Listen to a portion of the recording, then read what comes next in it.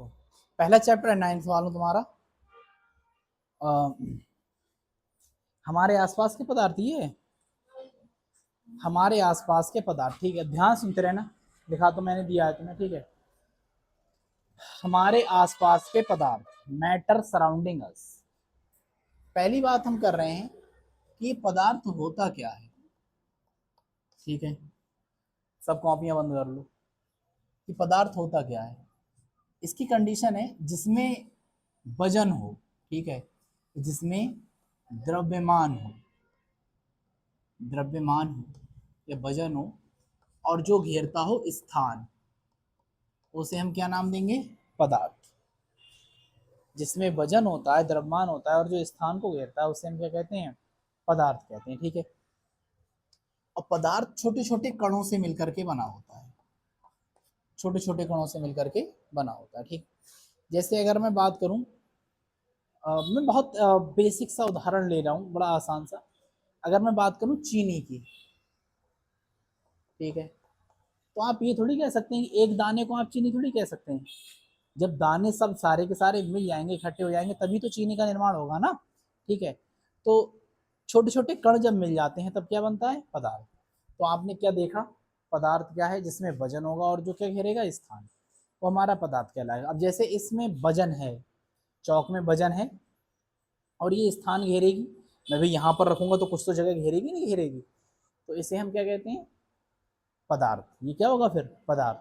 तुम बैठे हो, तुम्हें वजन है, तुम कुछ ना कुछ जगह को घेर रहे हो, द्रव्यमान है तुम्हें, ठीक है, क्या होगा, पदार्थ। पानी, वजन है, द्रव्यमान है उसमें, और कुछ ना कुछ स्थान जरूर घेरेगा वो, चाहे गिलास में जाए किसी में भी, क्या होगा, ये पदार्थ। तो जिसमें वजन होता है, द्रव्यमान होता है, और जो स्थान घेरता है, उसे हम क्या कहते हैं, पदार्थ कहते हैं। और पदार्थ की एक प्रॉपर्टी होती है, छोटे छोटे कणों से मिलकर के बना होता है, ठीक है। चलो इसे एक उदाहरण द्वारा समझ ले रहे हैं। अच्छा, पहले इसे और देख लेना है। पदार्थ तीन तरह के होंगे, एक होगा ठोस, एक होगा, एंड थर्ड वन इज ठोस, द्रव, गैस। तीन तरह के पदार्थ होंगे हमारे पास। अभी मैं जस्ट उदाहरण ले रहा हूं, आपके लिए समझाऊंगा बाद में। ठोस में जैसे हम कह दे रहे हैं पत्थर हो गया, ठीक है। ठोस में हम कह दे रहे हैं लकड़ी हो गई। द्रव में हम कह दे रहे हैं पानी हो गया, वाटर। और क्वार्टर हो गया, क्वार्टर जानते हो, हाँ हाँ, वो कह रहा है, वो उसकी उसकी ठीक भट्टी के सामने दुकान है ना, ठीक है। ये सारा कर रहा है पौवा। पानी हो गया, तेल हो गया, ये सारे के सारे क्या है, द्रव। और गैस तुम्हारे जैसे वायु हो गई, एलपीजी लिख लो, सीएनजी लिख लो। तुम्हारे घरों में जो सिलेंडर जलता है वो एलपीजी है, ठीक है। तो गैस में भी वजन है, आप एक खाली सिलेंडर को लेकर के जाओ, उसका वजन अलग होगा, भरवा करके लेके आओ, उसका वजन बढ़ जाएगा, ठीक है। तो गैस में वजन है, और सिलेंडर में चूंकि भरी हुई है, तो इतना तो जगह घेरी रही जितने में सिलेंडर है कि नहीं। तो गैस हमारी क्या है, वजन है, और स्थान को घेर रही है, पदार्थ हो जाएगी। ये भी पदार्थ है, ये भी पदार्थ है। अब मैंने आपके लिए बताया पदार्थ छोटे छोटे कणों से मिलकर के बना होगा। चलो इसे सिद्ध करके देखते हैं कि बना है कि नहीं बना है। अब खुशबू हमें बताएगी, कौन बताएगी, कौन बताएगी, अरे नींद में हो। अगर तुमने, अच्छा एक बात हो, तुमने शरबत बनाया है कभी, है, क्या क्या डालती हो उसमें, चीनी, नींबू, पानी, मलाई,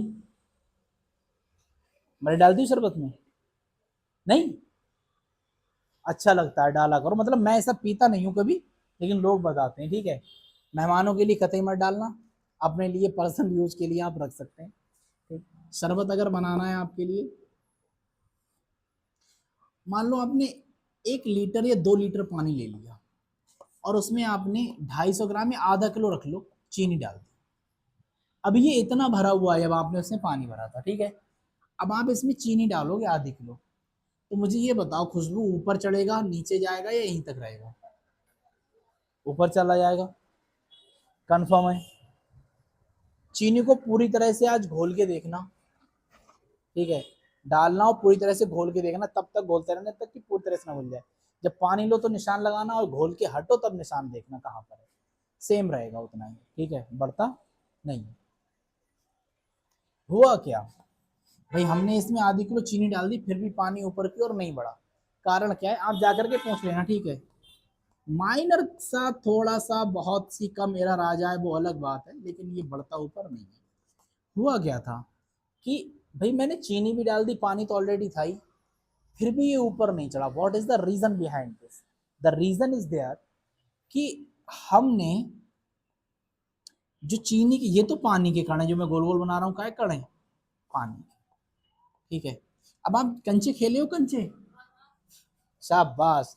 बम्बा, डारा, कोढ़रिया, सेंटर, वाह, अभी मैं तुम्हारे पास आ रहा हूँ, ठीक है। वो खेले हो बीच में, वो कंचा मारते हैं ऐसे, तुमने कंचे वाले ऐसे देखे रहे हो, कंचे ऐसे रखे? हाँ हाँ हाँ हाँ हाँ हाँ। ठीक, और नक्की मूड, खोटा जोड़ा, अभी आ रहा हूँ, ठीक है। हैं, हमें तो पता ही नहीं है कुछ, हमें पता है कि नक्की मुड़ से रहते, नहीं पता है। मतलब मुझे पता कैसे? तुम्हारी तरह बच्चे आते रहते हैं, मुझे बताते रहते हैं कि भैया जे खेले थे, मैं उससे पूछता हूँ क्या क्या होता है, तो मुझे केवल नाम पता, मुझे खेलना उलना नहीं आते हैं। कोनी गिट्टा, सबसे अच्छी, सबसे अच्छा कंचो में ये कोनी गिट्टा वाला, ठीक है। घटवा दे तब तक घटवा दो, खून ना निकाल दे। एक एक और फंक्शन चलता है, वो ऐसा चम्मच वाला है। ठीक है, मैं तुम्हें सब पता है, A+B का होल स्क्वायर पता है? नहीं, अभी आ रहा है तुम्हारे पास हम, ठीक है। तो चलो कंचे हमने ले लिए। अब आप इस तरह से कंचो रखो तो बीच में खाली जगह रह जाएगी, नहीं रह जाएगी? तो सेम हमारे ये अणु हैं, चारों तरफ से ऐसे बंधे हुए होते हैं, ठीक है, मतलब पास पास होते हैं, मतलब द्रव के थोड़े दूर दूर होंगे ऐसे करके, द्रव में थोड़े दूर दूर होते हैं, ठीक है, इस तरह से। अब क्या इनके बीच में ये खाली स्थान रह गया, नहीं रह गया, मुझे बताओ? रह गया, ठीक है। इनके बीच में अगर ये खाली स्थान रह गया और मैं डाल रहा हूँ चीनी, तो चीनी यहीं तो आकर के बैठेगी खाली जगह में, सही है। चीनी यहीं पर तो आकर के बैठेगी, तो चीनी के लिए अलग से जगह लेने की जरूरत नहीं है कि पानी का स्तर ऊपर बढ़ जाएगा, चीनी यहीं पर आकर के बैठ जाएगी। इसका मतलब हमें क्या पता चला कि इनके बीच में क्या होता है, खाली स्थान होता है, ठीक है। पदार्थ के कणों के बीच में खाली स्थान होता है। आप इमेजिनेशन करो कि अगर पदार्थ के अणुओं के बीच में खाली स्थान नहीं होता, ठीक है, और अभी यहाँ पर चारों तरफ हवा है, खाली स्थान होता ही नहीं, जैसे इसके बीच में बहुत कम खाली स्थान है, तो मैं दीवार के अंदर तो घुस जाऊं, नहीं घुस पाऊंगा ना। मैं आर पार परी वाला हिसाब किताब थोड़ी कर लूंगा, आर पार परी शक्ति दे खरी, बालवीर बाल, मैं ना मैं बालवीर हूँ, ना मैं शक्तिमान हूँ। शक्तिमान जानते हो? जूनियर जी, अब नहीं जानते होगे तुम। आर्यमान, हाँ तो वो जानते हो, फ्री फायर में बंदा इधर है, बंदी इधर है, ठीक है। बंदा बंदी के अलावा और क्या, कुछ नहीं है इधर, देखो आए। हाँ, कहाँ पहुंच गए? तो अब ये इसके बीच के ठोसे कणों के बीच में जगह कम है, तो मैं इसके बीच में नहीं आ सकता, लेकिन हवा के कणों के बीच में जगह ज्यादा है, तो मैं इसके बीच में खड़ा हूँ, हवा के बीच में, समझ में आ रही है? तो कणों के बीच में खाली स्थान है, तभी तो मैं खड़ा हूँ। तो पदार्थ के कणों के बीच में रिक्त स्थान होता है, कैसा होता है?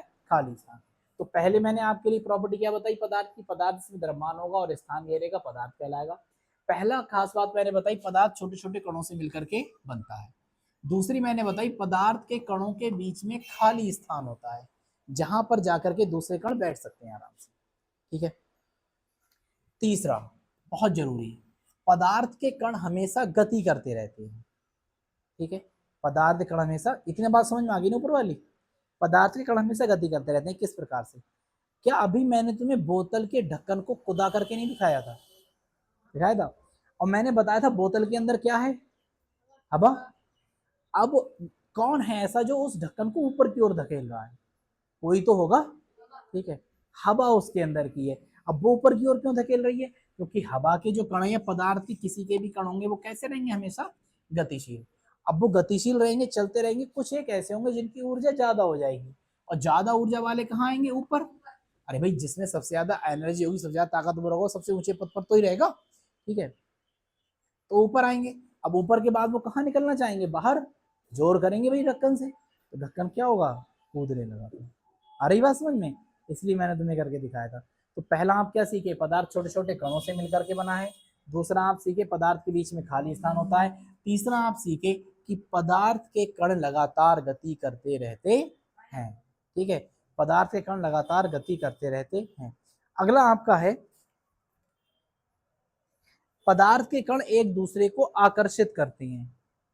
ठीक है, पदार्थ के कण एक दूसरे को आकर्षित करते हैं। ये बड़ा अच्छा है। मतलब कहने का ये है एक पदार्थ दूसरे पदार्थ को हमेशा अपनी ओर खींचता रहेगा। कैसे करके खींच लेगा भैया, मैं तुमको तो खींच ही नहीं पा रहा हूं अपनी तरफ। ठीक है, एक पदार्थ दूसरे पदार्थ को अपनी ओर हमेशा आकर्षित करता रहता है, खींचता रहता है। चलो एक उदाहरण देखें। ये है चौक का पाउडर है, सही है। एक पदार्थ ये हो गया, दूसरा पदार्थ आपका बोर्ड हो गया कि नहीं हो गया। अगर मैं इसे इस बोर्ड पे लगाऊं, ठीक है, तो आपने देखा कि चौक का ज्यादातर हिस्सा यहाँ पर चिपक गया, नहीं चिपक गया। तो पदार्थ ये था एक, दूसरा ये था, तो इसके कण आपको क्या कर रहे थे, एक दूसरे को आकर्षित कर रहे थे। समझ में आ रही है। और अगर आपको और ज्यादा विश्वास ना हो, ठीक है, तो आपने देखा होगा कदाचित कभी कभी कि मैं थोड़ा सा करके दिखा रहा हूँ। ठीक है, ये शायद यहाँ पर वीडियो में ना आ पाए।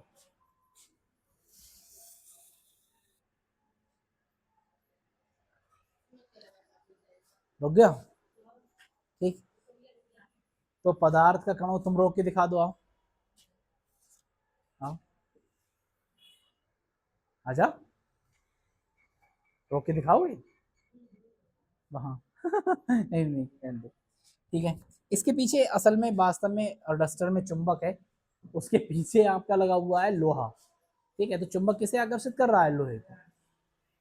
तो पदार्थों के कण हमेशा एक दूसरे को आकर्षित करते रहते हैं। ठीक है, वैसे ही मैं तुम्हें बताता हूँ। ठीक है, बेवकूफ थोड़ी बनाऊंगा, गलत थोड़ी पढ़ाऊंगा। ठीक है, मैं इतना भोला हूं कि तुम्हें दूसरा एक्सपेरिमेंट करके ना दिखा सकूं। तो पदार्थ के कण एक दूसरे को सदैव आकर्षित करते रहते हैं। ठीक है, तो हमने चार चीजें सीखी। कौन कौन सी। पदार्थ छोटे छोटे कणों से मिलकर बना होता है। दूसरा हमने सीखा पदार्थ के बीच में खाली स्थान होता है। तीसरा हमने सीखा पदार्थ के कण गति करते रहते हैं। चौथा हमने सीखा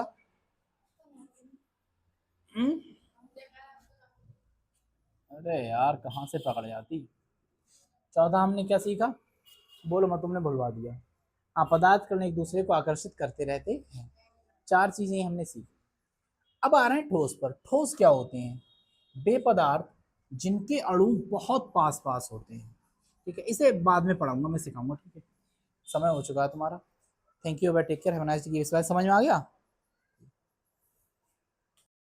हम बता रहे थे आपको कि पदार्थ जो हैं वो कितनी तरह के होंगे, तीन तरह के।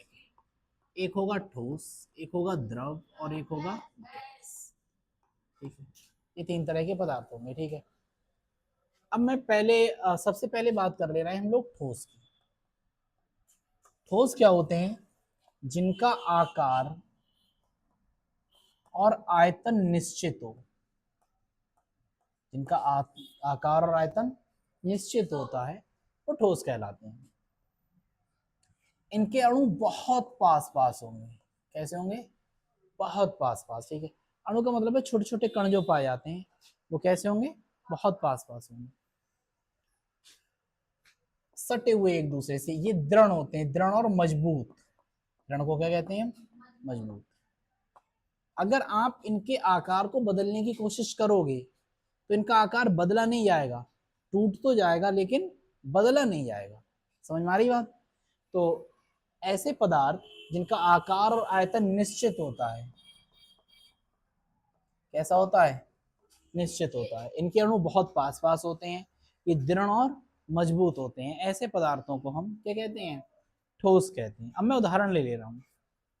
मतलब कहने का ये है कि आसानी से दबाओगे तो पिचकेंगे नहीं, दबेंगे नहीं। ठीक है, मैं अगर इसका उदाहरण लूँ डस्टर का, ये ठोस है। आप कह सकते हैं कि लकड़ी जो है वो कैसी है, ठोस है। ठीक है, आप कह सकते हैं पत्थर या दीवार कैसा है, ठोस है। तो ये डस्टर लकड़ी का बना हुआ, ये भी कैसा होगा, ठोस होगा।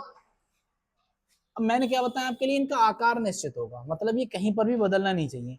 चलो इसे ट्राई करके देखते हैं। यहाँ पर मैंने रखा है इसे, ठीक है, और मैंने इसका आकार बनाया, इस कुछ इस तरह का आ रहा है, ठीक है, इस तरह का बना आकार। अब आप कहीं पर भी इसे रख दो, इसी तरह का बनेगा।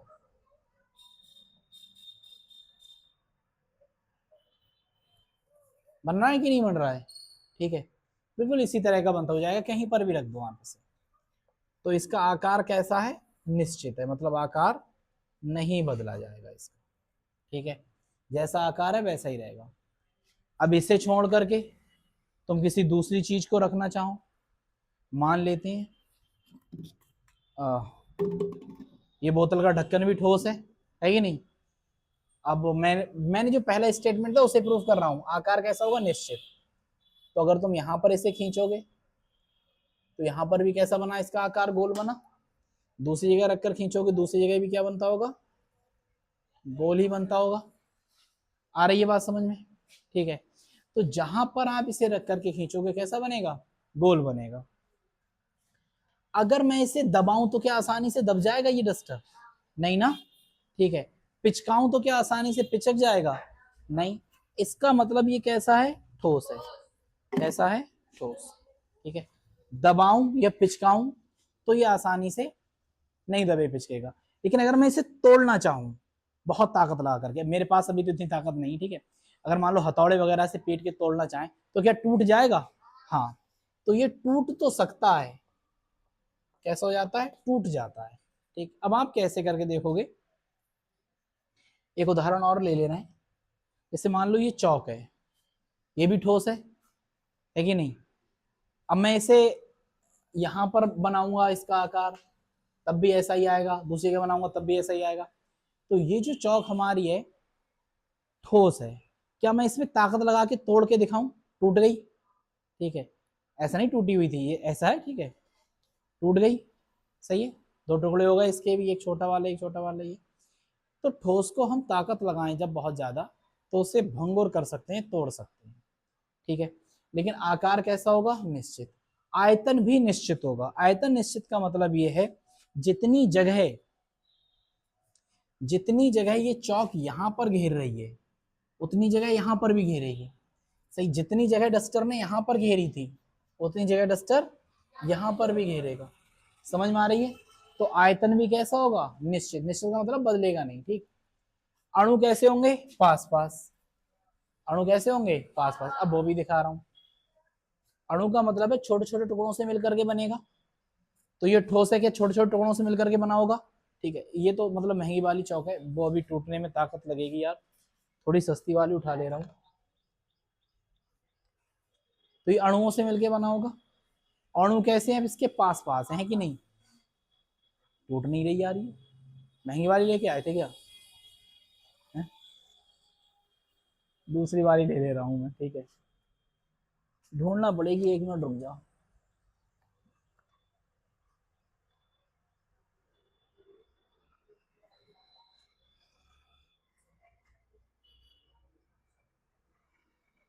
ठीक, चलो देखो ये चौक है, मैं कोशिश कर रहा हूँ, ताकत लगानी पड़ेगी, वैसे तो मिल नहीं रही दूसरी। ये चौक है, ठीक, आ नहीं टूट रही है इसके अणु निकलना नहीं निकल रहे हैं ये सारे के सारे, ठीक है, क्या ये अणु निकले, ठीक है।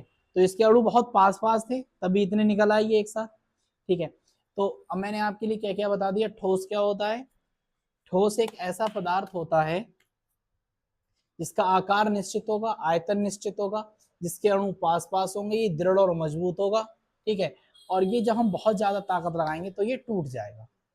अब ध्यान रखना, आकार निश्चित का मतलब है इसका आकार बदलने वाला है नहीं, ठीक है, इसका आकार बदलने वाला है नहीं, ठीक है। फिर भी हम एक उदाहरण ले ले रहे हैं इस रबड़ का, तुम इधर देखते रहो, तुम बैठ जाओ, 2 मिनट बाद तुम्हें बताऊंगा अभी क्वेश्चन, ठीक है, बैठ जाओ। एक उदाहरण ले लेना है हम इस रबड़ का। इसका आकार तो नहीं बदलना चाहिए, नहीं, अगर ये ठोस है तो, लेकिन मैंने इसे खींचा, आकार बदल गया। अभी भाई बिल्कुल व्रत में थी, अभी कैसी हो गई, लंबी लंबी हो गई, ठीक है। बैठो, चाय बाय बनवाए तुम्हारे लिए यार, 2 मिनट के लिए बैठ जाओ सिर्फ, ठीक है। तो अभी कह दिए मैंने, हाथ लाते होंगे तुम्हारे लिए चाय। कोई है जो इसके हाथों को पकड़ पाए इतना तगड़ा लड़का है? तो सही है, एक नहीं पकड़ेगा तो दो पकड़ेंगे। अरे ये बात, ये मजदूर का हाथ है कातिया है, लोहे को पिघला के उसका आकार बदल देता है। चलो देखो, ये वाली जो रबड़ है, अब ये वाली तो आकार बदल रही है, क्या ये ठोस हो सकती है? मैंने क्या बताया, आकार बदलना नहीं चाहिए, ठोस हो सकती है? नहीं, लेकिन ये ठोस है। क्यों? क्योंकि मैंने इसे खींचा, लेकिन ये फिर से अपनी पहली पोजीशन में आ गई। ठीक है, मैंने बल लगा के इसे एक्सटेंशन तो दे दिया, लेकिन फिर से कैसे आ गई? पहली पोजीशन पे। चलो तुम्हें यहां से अगर नहीं पता चलता हो तो हम यहां से पता करके देख रहे हैं कि ये टूट जाएगी बल लगाने पर? तो टूट नहीं रही है, टूट जाएगी? अरे लग ना जाए हाथ में। टूट गई और लग गई हाथ में भी। तो टूट गई, इसका मतलब ये ठोस की प्रॉपर्टी को फुलफिल कर रहा है, तो ये भी क्या है? ठोस है। फोम जो होता है, स्पंज जो फोम होता है, सोखता जिसे तुम कहते हो, वो दबाते हैं, और दबाने के बाद फिर से वो कहाँ जाता है? पहली वाली अवस्था में जाता है। मतलब कहने के ये है कि उसका भी आकार हम नहीं बदल पा रहे। हाँ, सोफे में पड़ा हुआ तो होता है, ठीक है। हाँ हाँ, इधर देखो तुम, चोंचे जोड़े पड़े नालायकों। तो इसकी आकृति तो बदल, आकार तो बदल जा रहा है, लेकिन कुछ समय के बाद जब हम बल हटा रहे हैं तो वो अपनी पहली पोजीशन में वापस आ जा रहा है। ये क्या है? ठोस है। मैं फिर से रिपीट कर रहा हूं, ठोस क्या है? ऐसा पदार्थ जिसका आकार और आयतन निश्चित होता है, जिसके अणु बहुत पास पास होते हैं, जो दृढ़ और कैसा होता है? मजबूत होता है, और बल अधिक, अत्यधिक बल लगाने पर ये टूट जाता है। इसे हम क्या कहते हैं? ठोस कहते हैं। ठीक है, इतनी बात समझ में आ गई? सही। जैसे हमने उदाहरण ले लिया चीनी का। अब चीनी का तुमने आकार लिया, ठीक है, चीनी का आकार लिया, पहले तुमने चीनी गिलास में भरा इस तरह से, ये गिलास है, तो चीनी ऐसी लंबी लंबी हो जाएगी, ठीक है। फिर चीनी को तुमने इस प्लेट में भरा, चीनी ऐसी ऐसी फैल जाएगी, तो इसका तो आकार बदल गया, ठीक है। फिर भी ये ठोस है। क्यों? क्योंकि फिर से मैं इससे बल लगाऊंगा, फिर से ये टूट जाएगी।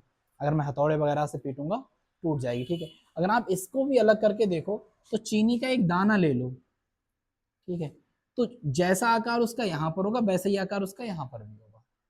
समझ गए? तो ठोस क्या है? ऐसे पदार्थ जिनका आकार और आयतन निश्चित होता है, इनके अणु पास पास होते हैं, ये दृढ़ और मजबूत होते हैं, और अत्यधिक बल लगाने पर भंगुर हो जाते हैं या फिर टूट जाते हैं, ठोस कहलाते हैं। जैसे चीनी, पत्थर, दीवार, लकड़ी आदि। समझ गए एक बात के लिए? अब आ जाओ द्रव पर। द्रव क्या है? ऐसे पदार्थ जो, जिनका आकार, आयतन तो निश्चित होता है, आयतन कैसा होता है? निश्चित। मतलब जगह तो वो उतनी ही घेरेंगे जितनी उन्हें घेरना है, ठीक है, परंतु आकार निश्चित नहीं होता है। ऐसे पदार्थ जिनका आयतन तो निश्चित होता है परंतु आकार निश्चित नहीं होता है, द्रव कहलाते हैं, ठीक है। जैसे, बताओ। हाँ, पानी ठीक है, दूध ठीक है, वाटर हो गया, और मैंने कल क्या उदाहरण बताया था? क्यों? तेल? अरे कल उदाहरण क्या और क्या बताया था? हम्म, वाटर के बाद क्वार्टर नहीं बताया था?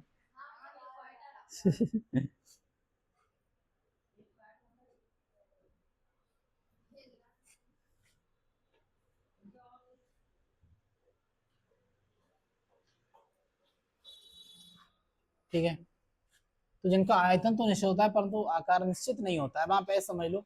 ए, जैसे कि अगर तुमने पानी 1 लीटर लिया है, कितना लिया है? 1 लीटर कितना?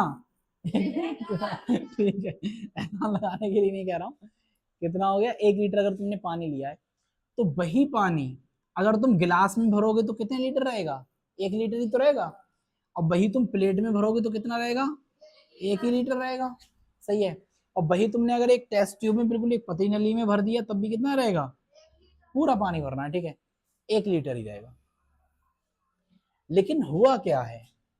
हुआ यहाँ पर यह है कि जब मैंने प्लेट में भरा उसे, तो इसका आकार कुछ इस तरह से हो गया, और जब मैंने गिलास में भरा तो क्या आकार लंबा लंबा हो गया कि नहीं हो गया? इसका मतलब आकार तो बदल रहा है, लेकिन आयतन जो 1 लीटर था उसका वो हर जगह कितना 1 लीटर ही है। तुम उसे चांद पे लेके चले जाओगे फिर भी वो उतना ही रहने वाला है, क्लोज करके चारों तरफ से, ठीक है, वरना उसमें ग्रेविटी की वजह से एंटी ग्रेव चारों तरफ भागने लगे, ऐसा नहीं करना है। तुम सारा का सारा क्लोज करके ले जाओगे तब भी वो कितना रहेगा, 1 लीटर ही रहेगा। समझ गए बात के लिए? तो आकार बदले निश्चित होगा, सॉरी, आकार निश्चित नहीं होता है और आयतन निश्चित होता है। ऐसे पदार्थ को हम क्या कहते हैं, द्रव कहते हैं। इनके अणु कुछ दूर दूर होते हैं, कुछ कैसे होते हैं, दूर दूर होते हैं, ठोस की तुलना में दूर होते हैं, लेकिन ठोस के हमारे जो अणु थे वो बहुत पास पास होते हैं।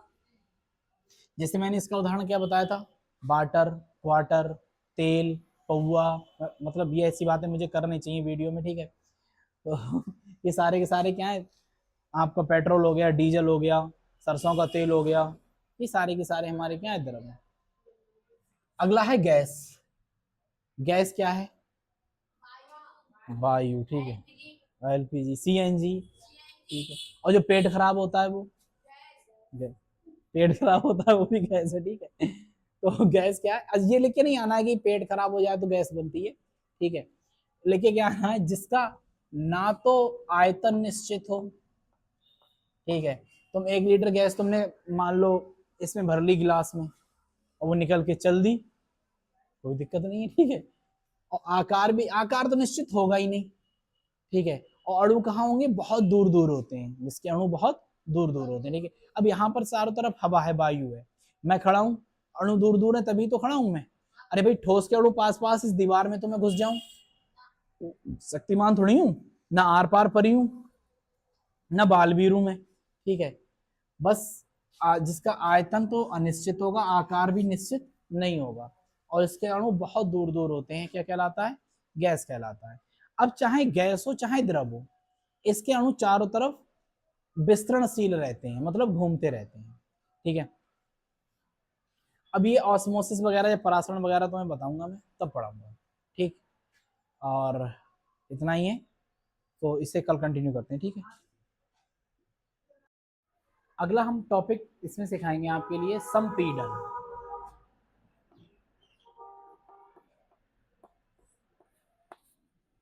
संपीड़न, ठीक है। संपीड़न क्या है, मैंने आपके लिए बताया था 3 तरह के पदार्थ होंगे, एक ठोस होगा, दूसरा द्रव होगा, तीसरा कैसा होगा, गैस, ठीक है। संपीड़न का मतलब है हम किसी भी चीज को कंप्रेस कर रहे हैं, इकट्ठा कर रहे हैं, दबा रहे हैं, ठीक है। तो मुझे एक बात बताओ, तुम 3 तरह के पदार्थ हैं आपके पास, एक है ठोस, एक कैसा है, और एक कैसा है।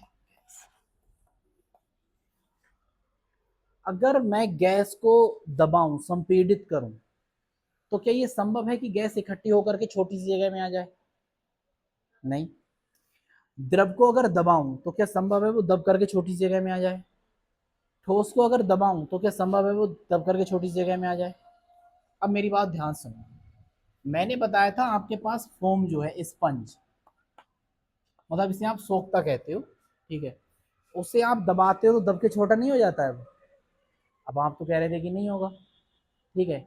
जब फोम को दबाओगे तो दब के कैसा हो जाएगा, छोटा हो जाएगा, ये है, ठीक है। इसे तुम दबाओगे दब के कैसा हो जाएगा, छोटा हो जाएगा कपड़ा, ठीक। तो ठोस जो होते हैं वो संपीड़ित हो सकते हैं, ठीक है। क्यों, क्योंकि इनके कण जो है वो विसरणशील होते हैं, विसरण का मतलब चल सकते हैं, एक जगह दूसरी जगह तक जा सकते हैं, लेकिन ठोसों में बहुत कम, ना के बराबर चलेंगे। अगला है द्रव।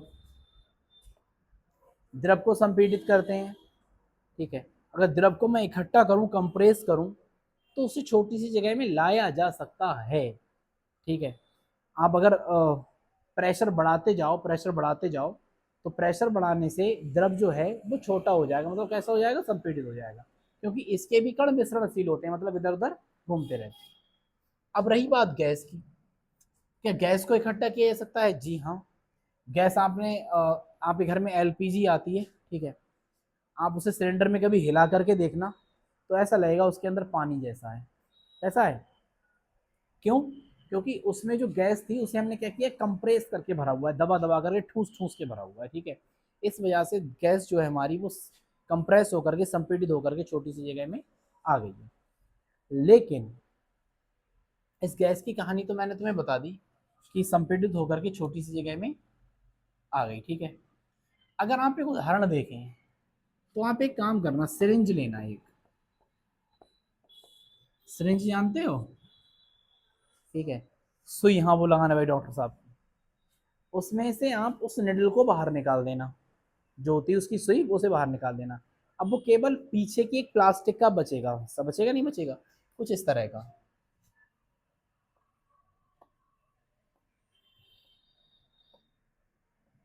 कुछ इस तरह का हिस्सा बचेगा ये वाला, ठीक है। अगर और इसके अंदर फिर रबड़ पड़ी हुई होगी ऐसे करके, ऐसे करके, ठीक। अब आप पहले से पूरा बाहर खींच लेना, मतलब बाहर बिल्कुल नहीं निकालना है। बाहर खींचने के बाद इस पर रखना आगे हाथ, क्या रखोगे यहाँ पर, हाथ। अब आप इसे ऐसे करके दबाओगे, जब आप दबाओगे तो आप देखोगे इस पर छोटी छोटी सी बूंदें बनने लगेंगी। आ रही बात समझ में, छोटी छोटी क्या बनने लगेंगी, बूंदे। देख लेना करके, देखा होगा तो पता होगा, यहाँ बूंदे बनने लगती। हुआ क्या है कि हमने जब इसको दबाया है, हवा थी ना इसके अंदर, तो पहली बात तो पूरी दब नहीं पाएगी तुमसे क्योंकि इसके अंदर हवा है, और जब तुम दबाओगे तो इसके अंदर क्या बन जाएंगी, छोटी छोटी बूंदें।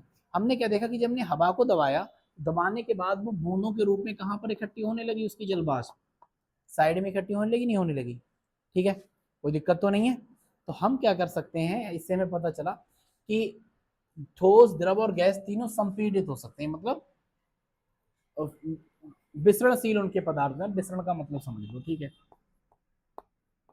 काय का मतलब समझ लेंगे, विसरण। मुरसलीन इधर देखो,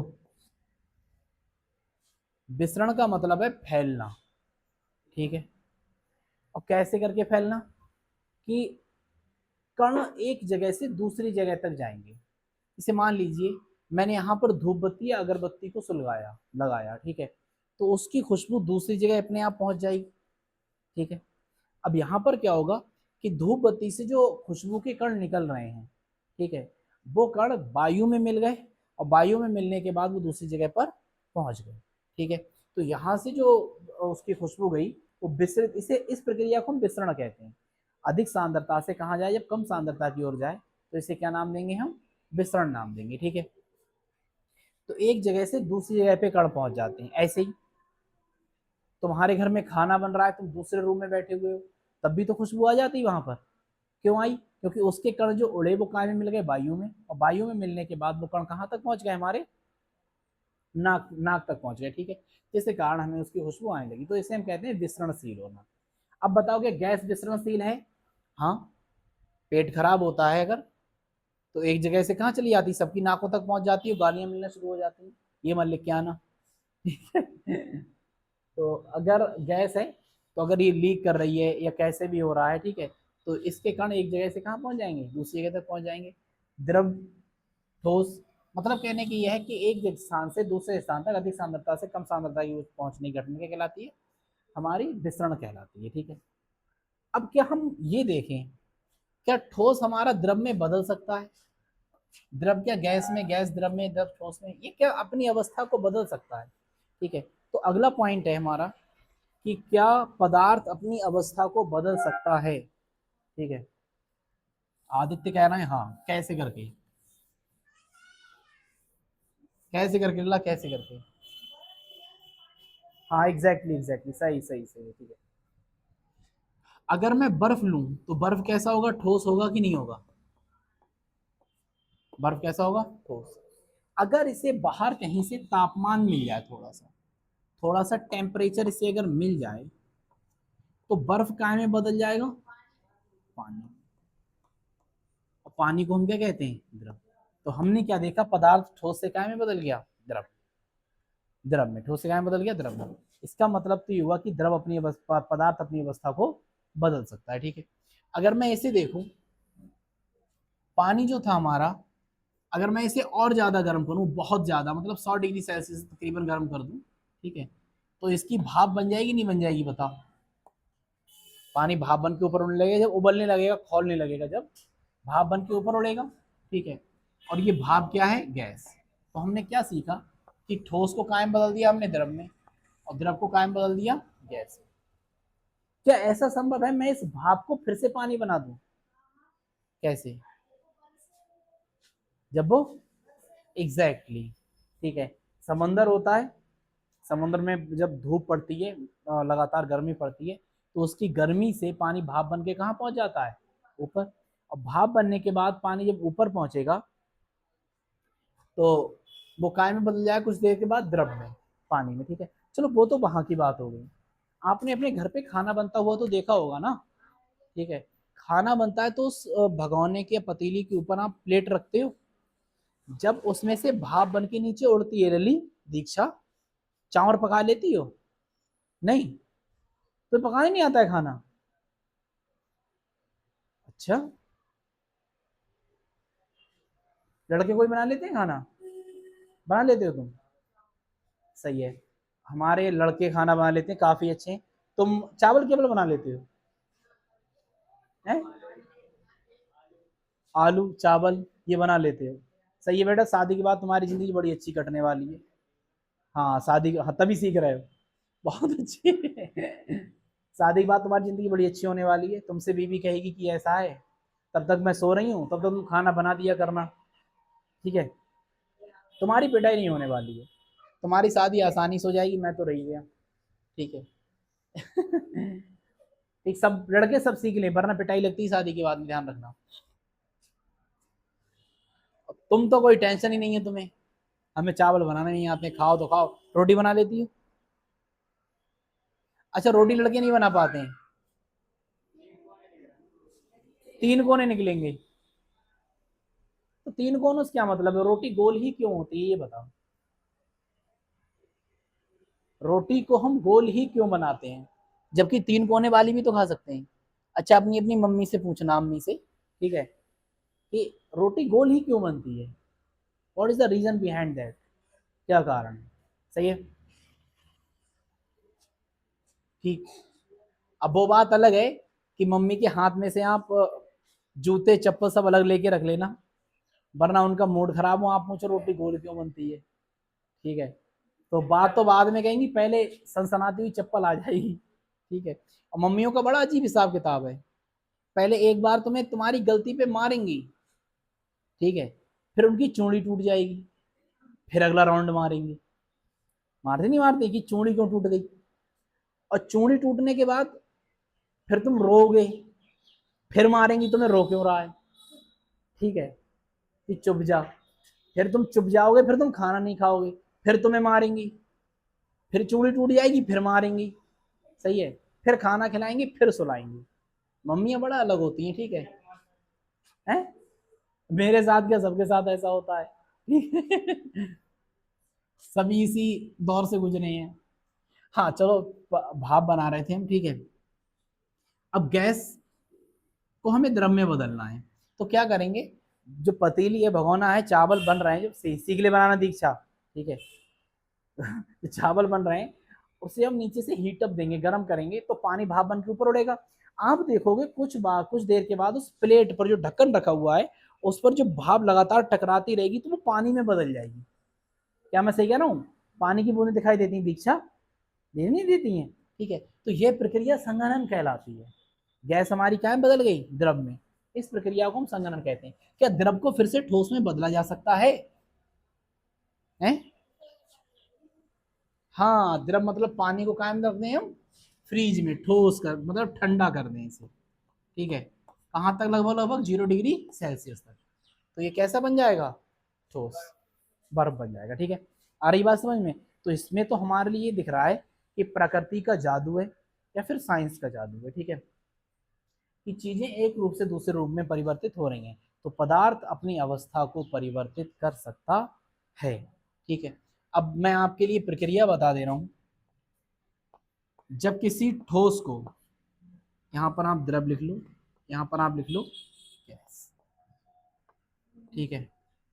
जब किसी ठोस को हम, मान लो बर्फ है, बर्फ को हम क्या कर रहे हैं, गर्म कर रहे हैं, ठीक है, गर्म कर रहे हैं, तो वो कायम बदल जाएगी द्रव में। और इसी द्रव को मुझे इसमें बदलना है, तो मैं उल्टा कर दूं, ठंडा कर दूं, ठीक है। और ये वाला जो द्रव है, अगर मैं इसे गैस में बदलना चाह रहा हूँ, मतलब पानी को गैस में बदलना चाह रहा हूँ, तो फिर से मैं इसे गर्म करूंगा, नहीं करूंगा बताओ? करूंगा, ठीक है। और बाद में गैस को मैं द्रव में बदलना चाह रहा हूँ, तो इसे क्या करूंगा मैं, ठंडा करूंगा। ठीक है, अब आप ये देख लो, जब कोई ठोस द्रव में बदलता है, जब कोई ठोस क्या में बदलता है, द्रव में, तो अब अच्छा चलो अभी इतना ही लिख लो, बाकी बाद में बताऊंगा फिर मैं। ठीक है, अब ऐसे ही हमारा ठोस गैस में, और गैस से क्या में बदल जाएगा, ठोस में बदल जाएगा। ठीक है, ये इसका मतलब ये हुआ कि हमारा जो पदार्थ है वो लगातार अपनी अवस्था को बदल सकता है। ठीक है, 1 मिनट रुके रहो।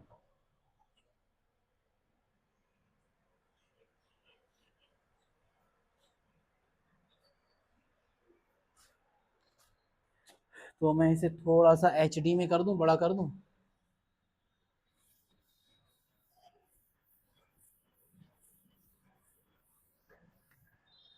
थोड़ा सा कहाँ कर दे रहे हैं हम इसे, बड़का बड़का कर दे रहे हैं। ठीक है, तो हमारा देखो क्या है हिसाब किताब, यहाँ पर ठोस, ठोस हमारा बदल रहा है द्रव।